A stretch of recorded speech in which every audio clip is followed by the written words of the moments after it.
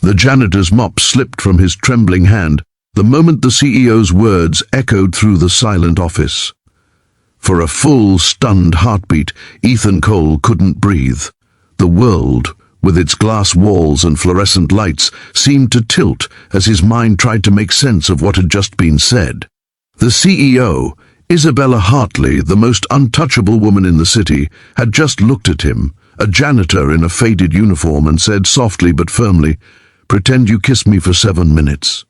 If this was a dream, Ethan wanted to wake up. But if it was real, he had no idea what would happen next. If you believe in kindness, second chances, and the power of unexpected hearts meeting in the most unlikely places, please like, comment, share, and subscribe to our channel, Kindness Spark. Your support helps us bring more stories that remind the world hope still exists. Ethan Cole wasn't supposed to be here.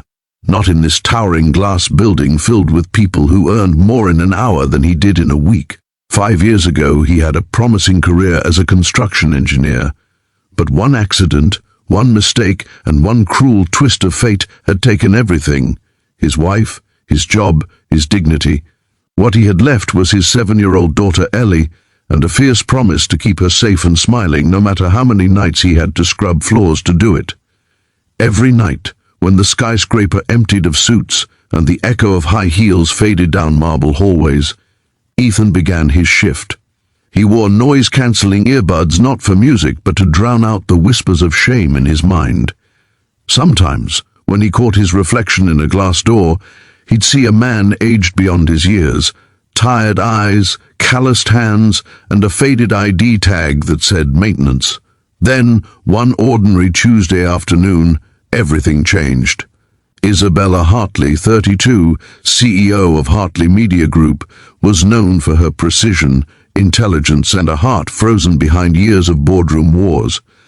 She had inherited the company from her father and turned it into one of the city's top digital empires. People called her Isabella behind her back, a queen without emotion who never smiled, never faltered, and never cared. But that was a lie. That afternoon, she was cornered. A corporate investor, a man twice her age and far too comfortable with power, had followed her into the top floor's private lounge during a celebration event. His name was Harold Whitmore, a name people said with a forced smile because he funded half the projects in the company. He had cornered Isabella by the minibar, his smirk dripping arrogance. "You could show a little gratitude, Bella," he murmured. "One dinner. That's all I'm asking. Or maybe..." His voice dropped lower, something more private. Isabella's pulse spiked. She froze, the champagne glass trembling slightly in her hand.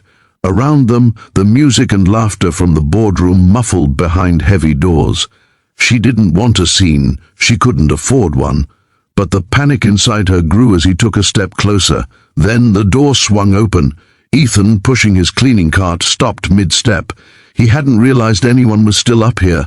He saw Isabella, pale and stiff. He saw Harold's hand too close to her waist, and something primal inside him stirred, the instinct of a man who had once protected his wife, who still protected his little girl from every harsh thing in the world. Their eyes met, hers pleading, his steady. And then, with a calmness that even surprised her, Isabella turned to him and said the first thing her frightened brain could conjure, "Pretend you kiss me for 7 minutes." Harold froze, confusion flickering in his smug expression. Ethan blinked, stunned, but Isabella didn't look away. Her eyes silently begged him to understand, to play along, to save her dignity without words. Ethan took one hesitant step forward, then another. He set down the mop, straightened his back, and did something he hadn't done in years, looked someone powerful in the eyes.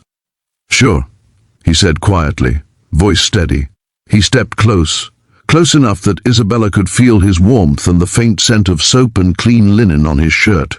His hand lifted, trembling just slightly, before he rested it against her cheek with a gentleness that made her heart trip. Then, in front of the shocked investor, Ethan leaned in, not quite kissing her, but close enough to make it look real. Close enough that Harold flushed crimson, muttered something about misunderstandings, and stumbled out of the room. When the door shut, the silence between them was electric. Isabella exhaled, her body trembling. I'm sorry, she whispered, stepping back. I shouldn't have. It's fine, Ethan said softly. You did what you had to do. And then, without waiting for thanks, he picked up his mop and walked away. But the moment wouldn't leave her. The next morning, when Ethan came in for his shift, the HR department told him he'd been temporarily reassigned to a new cleaning zone, one that just happened to include the CEO's private office floor. He assumed it was punishment, but when Isabella saw him again that night, she looked almost relieved. Over the next few days, she found reasons to talk to him. Small things, questions about the building maintenance, requests for help with coffee spills or broken fixtures. She learned his name. She learned he was a single father, that he worked double shift to pay for his daughter's asthma medication, that he still smiled despite everything. And Ethan learned something too, that behind the power suits and headlines, Isabella was just a woman tired of pretending she wasn't human. One rainy afternoon, she found him fixing a light outside her office. She asked quietly, "Why did you help me that night? You didn't even know me." Ethan smiled faintly, tightening a screw. "Because you looked like you needed someone to remind you you're worth defending." Those words stuck in her like a spark in dry wood. Soon, she began leaving the office later, under the excuse of unfinished work, just to talk to him as he cleaned. They talked about books, about kids, about loss. She told him her mother had died when she was 10, that her father had raised her like a soldier, not a daughter. He told her about Ellie, how she drew stars on the window every night and said her mom was watching from one. One night, Isabella walked him to the elevator after his shift.